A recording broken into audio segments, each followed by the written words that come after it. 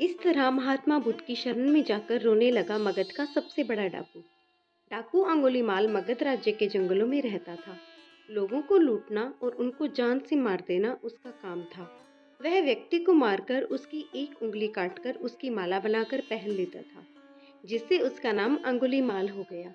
उस डाकू ने 1000 उंगलियां पहनने की कसम खाई थी। एक दिन महात्मा बुद्ध उस जंगल के समीप बसे गांव में आए। बुद्ध ने गांव वालों से पूछा, आप लोग इतने डरे हुए क्यों लग रहे हो? गांव वालों ने डाकू के डर की बात कही। अगले दिन बुद्ध उसी जंगल की तरफ निकल गए। गांव वालों ने बुद्ध को रोकना भी चाहा, लेकिन बुद्ध नहीं माने। जंगल के बीच मचान पर बैठे अंगुलीमाल ने बुद्ध को देखा और मचान से उतरकर हाथ में तलवार लेकर बुद्ध की तरफ भागा। बुद्ध आगे बढ़े जा रहे थे। अंगुलीमाल पीछे से जोर जोर से बोल रहा था, रुको, रुको। बुद्ध नहीं रुके।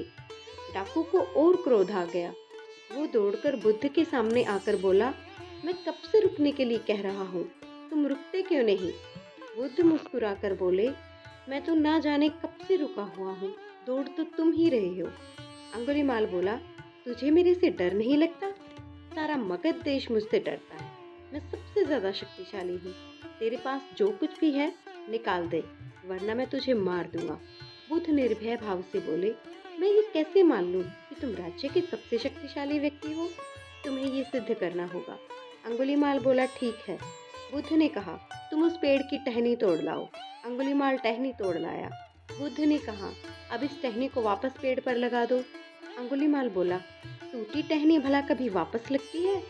बुद्ध बोले, जब तुम टहनी वापस नहीं जोड़ सकते तो तुम सबसे शक्तिशाली कैसे हुए? यदि तुम किसी को जीवन नहीं दे सकते तो उसे मृत्यु देने का तुम्हारा कोई अधिकार नहीं है। इतना सुनकर अंगुलीमाल सकपका गया और बुद्ध के वचनों से उसके अंदर करुणा का भाव जाग गया। तभी वह बुद्ध के चरणों में लेट गया। उसकी आंखों से अश्रु बह रहे थे। बुद्ध ने उसको अपना शिष्य बना लिया।